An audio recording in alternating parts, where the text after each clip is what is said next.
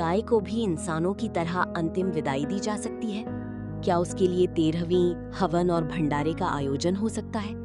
क्या एक गाय भी किसी परिवार के लिए सिर्फ पशु नहीं बल्कि घर की सदस्य बन सकती है?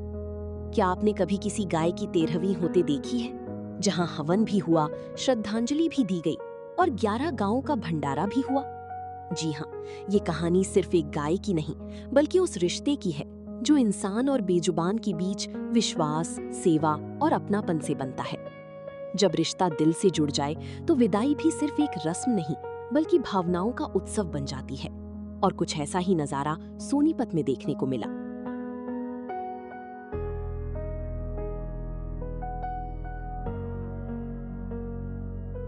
ये तस्वीरें सोनीपत के गांव तिहाड़ खुर्द की हैं, जहां आस्था, अपनापन और संवेदनाओं का ऐसा संगम देखने को मिला जिसने हर किसी को भावुक कर दिया।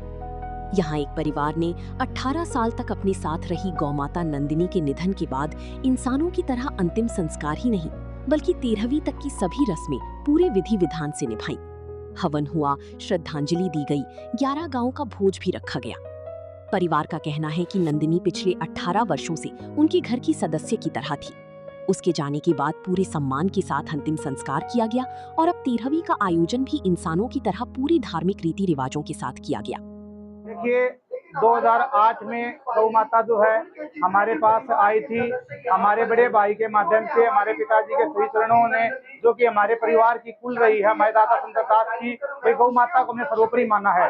आज इसे 18 वर्ष पूरा, छोटी सी जब 3 महीने की बच्ची थी, अपनी माँ के साथ आई थी और उसकी माँ प्रसव पीड़ा के कारण जो है वही चली गई थी। उसके बाद से ही परिवार की वंशावली भी हमारे साथ है और ये व्यवस्था भी हमारे साथ है। गौ माता हमारे साथ चलती आ रही थी और मंगलवार के दिन भाई गौ माता ने अपना देह लोक त्याग कर दिया। लेकिन ऐसा प्यार प्रेम, ऐसी व्यवस्था हमें मिली कि भाई हमारे परिवारों ने हमें ऐसा सक्षम भी बनाया और ऐसी बुद्धि भी दी है कि गौ माता को हमने अपनी माँ जननी माता के स्वरूप माना है। क्योंकि आज का समय ऐसा आ गया है कि लोग अपनी जननी माता और पिता को तक नहीं मानते हैं। हमें तो गौ माता को जो है सर्व सम्मान देना ही हमारा जो है कुल बात कहती है। नंदिनी की माता की जो है भी हमारे पास 6 पीढ़ी अभी वर्तमान में मौजूद हैं और हम उनकी सेवा कर रहे हैं और आशीर्वाद दे रहे हैं। क्योंकि गौ माता के आशीर्वाद से ही हमारा परिवार जो है अच्छे तरीके से फल फूल और संपन्न हो रहा है।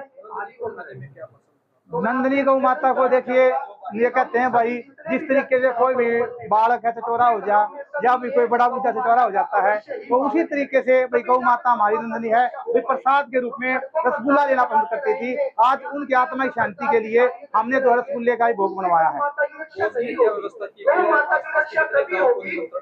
हमने आज जो है भाई 11 गांव के चुने हुए जनता के प्रतिनिधियों के माध्यम से 11 गांव को न्योता दिया है और उसी के अनुसार हमने 6000 लोगों का यह महाभोग रखा गया है। और हवन में मैं आज देख पा रहा हूँ कि हमारी जो मेहनत है वो ये इतनी कुछ आ रही है कि मैं देख सकता हूँ यहाँ पे हमारे यहाँ पर हजारों हजार आदमी आज हवन यज्ञ में शामिल हुए हैं। और इतने आदमी हमारे बीच में होना, मैं अपनी गौ सेवा को संपन्न मानता हूँ और समाज से एक अनुकंपा की चाहता हूँ कि भविष्य में आप भी अपनी गौ माता के प्रति, सेवा के प्रति समर्पित हो जाए। इस आयोजन के जरिए परिवार ने एक बड़ा सामाजिक संदेश भी दिया। परिवार के सदस्यों ने कहा कि जब तक गाय दूध देती है तब तक उसकी सेवा की जाती है, लेकिन दूध बंद होते ही कई लोग उसे बेसहारा छोड़ देते हैं। परिवार ने मांग की कि ऐसे लोगों के खिलाफ सख्त कानून बनाया जाए और गौवंश को सड़कों पर छोड़ने वालों पर कड़ी कार्रवाई हो।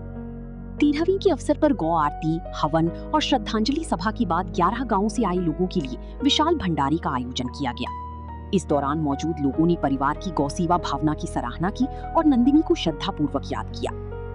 जब मैं 20-21 साल का था तो मैं नाना सिटी में कोई रिश्तेदारी वहाँ से लेकर आया था इसकी माँ को, और इसकी माँ को जब लेकर तो 3 महीने की बच्ची थी मेरे पास। 2 साल के बाद इसकी माँ की डेथ होगी।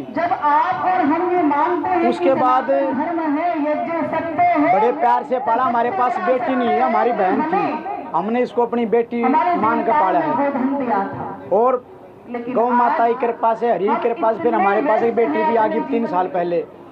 तो बड़ा ही दुख हो रहा है और बयान नहीं कर सकते इस बात को कि भाई हमें अभी ये नहीं कि हमारा जीवन का बहुत बड़ा हिस्सा चला गया गौ माता के रूप में।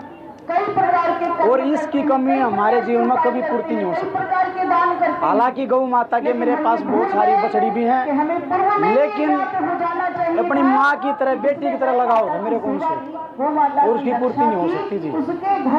और नंदनी जो गौ माता है, मैं तो कहता हूँ, एक यही संदेश देना चाहता हूँ कि हर घर में एक गौ तो जरूर रखें, जिससे हमारी गौ माता की रक्षा हो। और जो आज की इस पश्चिम सभ्यता को लोग देखते हुए उसकी तरफ बढ़ रहे हैं, हमारे सनातन धर्म का और हमारे हिंदुत्व का, और जो लोग इस कलयुग के अंदर बीमारियों में फंसते हैं, गौ माता का घी, गौ माता का गोमूत्र, गौ माता का दूध अमृत के समान है। जितनी बीमारी लगती है एक भी नहीं लगेगी अगर कोई घर में गौ पालेगा तो। एक और जहां बदलती दौर में रिश्ते भी कमजोर पड़ती दिखाई देती है, वहीं सोनीपत के इस परिवार ने अपने व्यवहार से ये संदेश देने की कोशिश की कि सेवा और अपनापन केवल इंसानों तक सीमित नहीं होता। फिलहाल चाहे कोई इस पर अपनी अलग राय रखे, लेकिन गांव तिहाड़ खुर्द में गौमाता नंदिनी को दी गई ये विदाई आज पूरे इलाके में चर्चा का विषय बनी हुई है। सोनीपत से सन्नी मलिक, पंजाब केसरी टीवी। हमसे जुड़े रहने के लिए हमारे YouTube चैनल को सब्सक्राइब करें और नई वीडियो की नोटिफिकेशन के लिए बेल आइकॉन को दबाएं। अगर आप ये वीडियो Facebook पर देख रहे हैं तो लाइक जरूर करें और ज्यादा से ज्यादा शेयर करें। धन्यवाद।